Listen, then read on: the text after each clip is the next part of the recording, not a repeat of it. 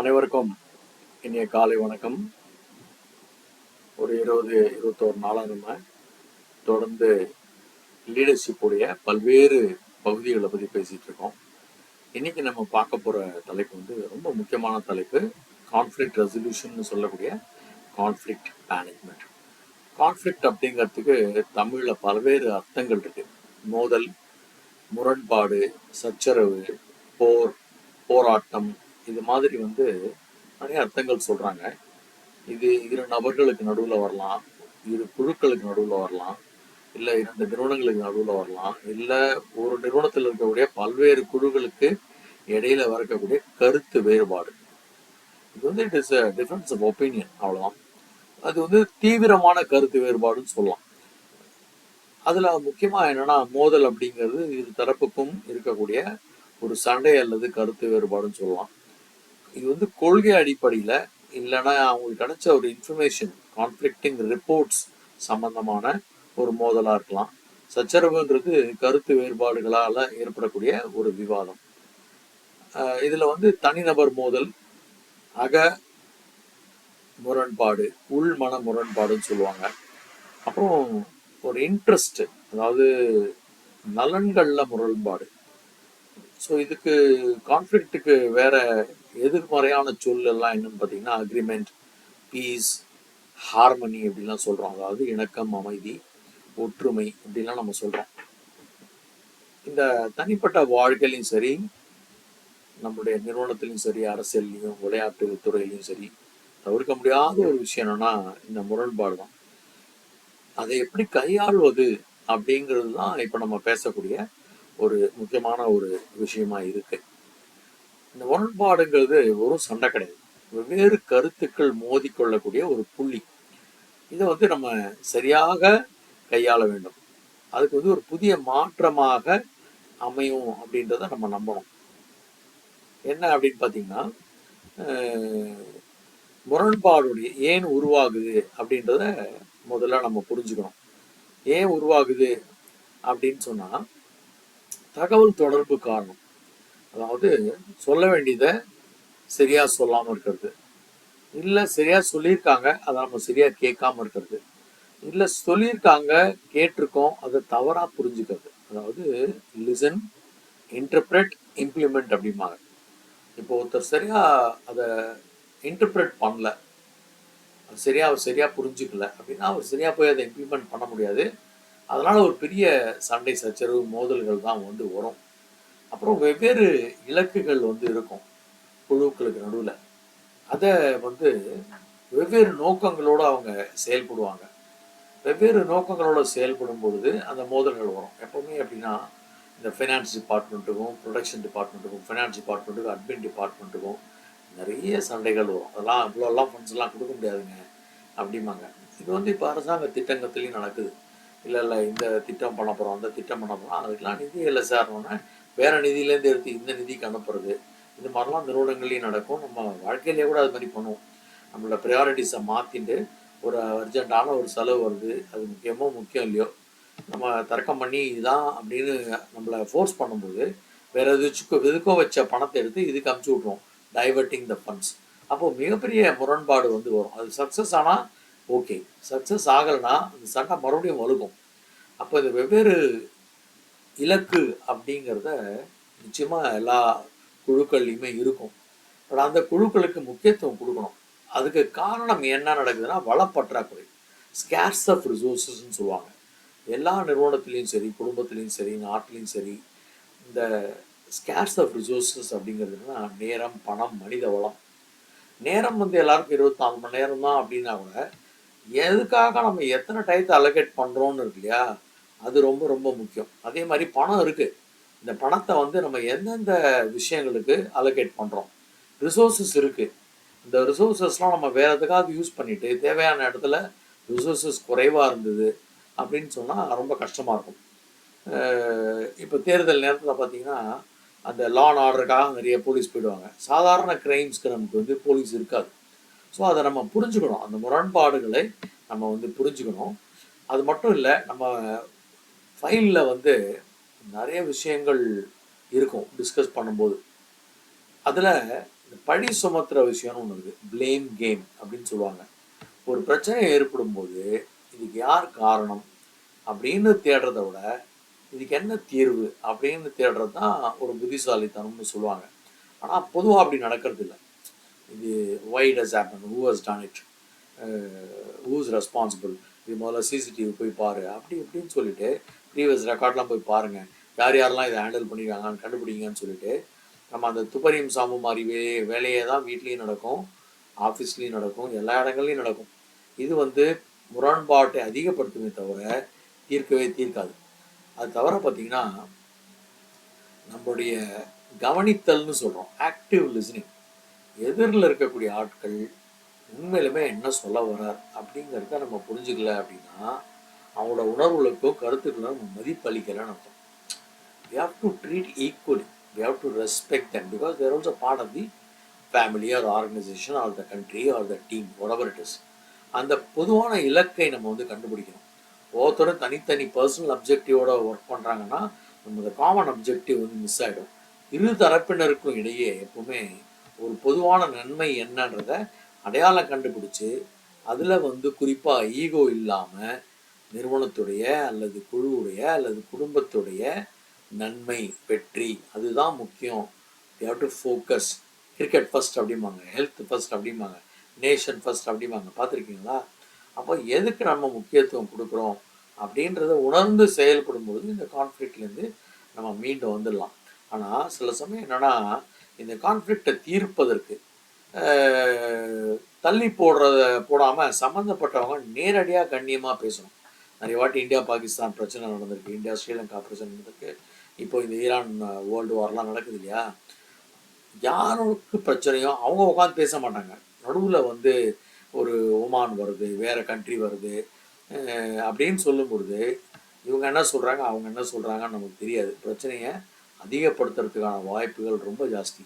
அப்போது ரொம்ப ஹானஸ்டாக டைரெக்டாக பேசிட்டா ஒரு ப்ராப்ளமே கிடையாது. ஒரு இடத்துல பிரச்சனை 2 பேருக்கு நடுவில் இருக்குல்ல, 2 நாடுக்குள்ளே 2 டீமுக்குள்ளே இருக்குன்னா have a direct conversation, open conversation. முரண்பாடு இல்லாத இடமே இல்லைன்னு நம்ம சொல்லலாம். ஆனால் அந்த முரண்பாடை நம்ம எப்படி அணுகிறோம் அப்படிங்கிறதுல தான் அந்த தலைமைத்துவமே அடங்கியிருக்கு. அந்த லீடர்ஷிப் குவாலிட்டிங்கிறது அந்த பிளேம் கேம் இல்லாமல் ஒருத்தருக்கு ஒருத்தர் மதிப்பு கொடுத்து நம்ம செயல்பட்டு அந்த முரண்பாடுகளை நோக்கிய தீர்வு அப்படின்னு சொல்கிறாங்க இல்லையா, சொல்யூஷன் டுவர்ட்ஸ் தி கான்ஃப்ளிக்ட். அப்போது நம்ம சரியாக நம்ம கையாண்டுருவோம். குறிப்பாக என்னன்னு பார்த்தீங்கன்னா முரண்பாடுகள் எப்போவுமே 2 மனிதர்களுக்கு மட்டுமே நடப்பதில்லை, நம்மளுக்குள்ளேயே கூட நடக்கக்கூடிய வாய்ப்புகள் இருக்குது. அதுக்கு பேர் என்னென்னா இன்ட்ரா பர்சனல் அப்படின்னு சொல்கிறாங்க. இன்ட்ரா பர்சனல்னால் நமக்குள்ளேயே ஒரு 20 கருத்து இருக்கும். இந்த ப்ராஜெக்ட் எடுத்துக்கலாமா வேண்டாமா, இந்த இன்டர்வியூக்கு நம்ம போகலாமா வேணாமா, இந்த ஆளை நம்ம செலக்ட் பண்ணலாமா வேணாமா. செலக்ட் பண்ணுன்னு ஒரு மனசு சொல்லும், செலக்ட் பண்ணாதேன்னு ஒரு மனசு சொல்லும். இப்போ கிரிக்கெட் பார்க்குறீங்க, டாஸ் ஜெயிச்சிடலாம், ஃபஸ்ட்டு பவுலிங்காக ஃபஸ்ட்டு பேட்டிங்காக. அந்த டிசிஷன் கரெக்டாக போகிறதுக்கும் வாய்ப்பு இருக்குது, தப்பாக போகிறதுக்கும் வாய்ப்பு இருக்குது. இப்போ நம்மளுக்குள்ளேயே ஒரு முரண் இருக்குது.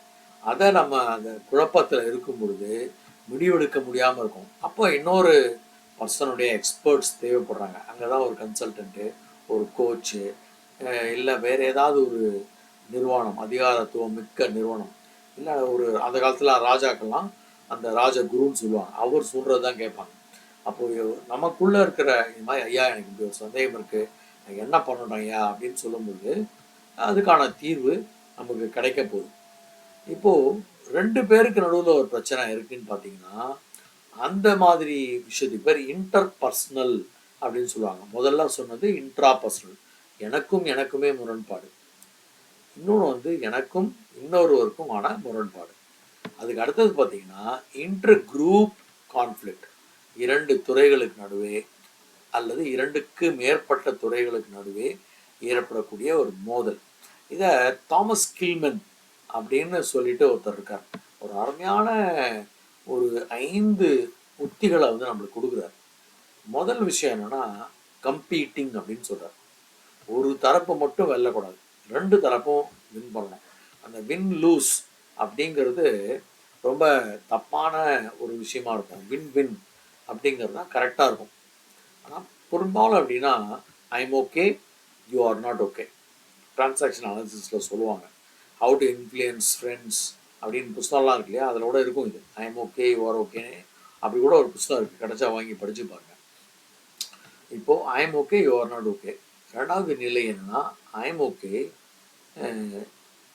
I am not okay, you R okay. அப்புறம் பார்த்தீங்கன்னா I am not okay, you are not okay.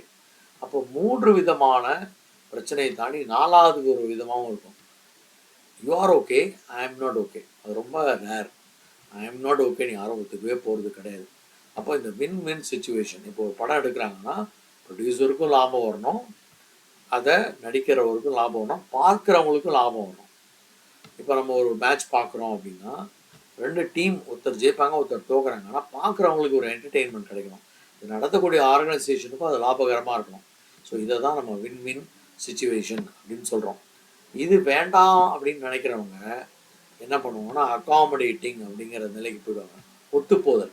ஒருத்தருடைய கருத்தை அப்படியே அமைதியாக ஏற்றுன்ட்டு I want relationship first, I don't want to spoil my relationship by my forcing my ideas on you. என்னுடைய கருத்தை அவங்க மேலே திணிச்சு இந்த உறவை நான் முறித்து கொள்ள விரும்பவில்லை. சாதாரண ஒரு விரிசல் பெரிய ஒரு சண்டையாக மாறுறதுக்கு வாய்ப்பு இருக்குது. இது மாதிரி வேண்டாம்.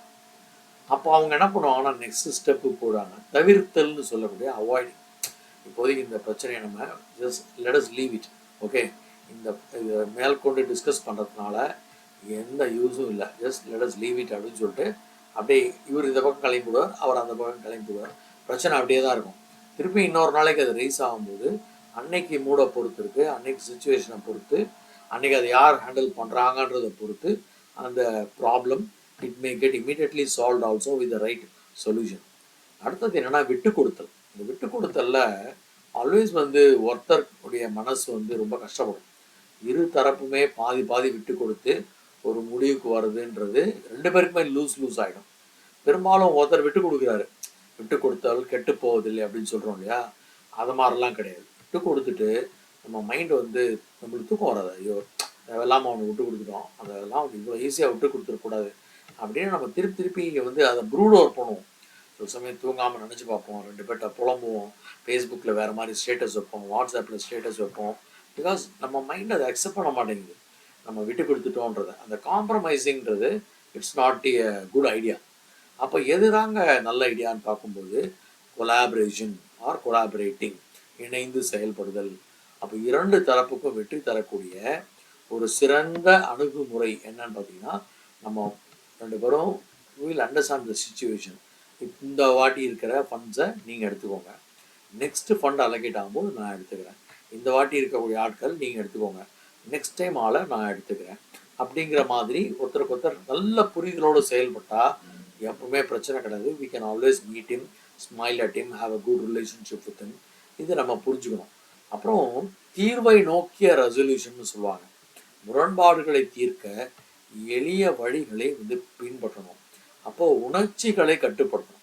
நம்ம இந்த எமோஷனல் இன்டெலிஜென்ஸ் டாப்பிக்கில் அதை பற்றி பேசியிருக்கோம். ரொம்ப கோபத்தில் பேசாமல் நிதானமாக பேசணும்.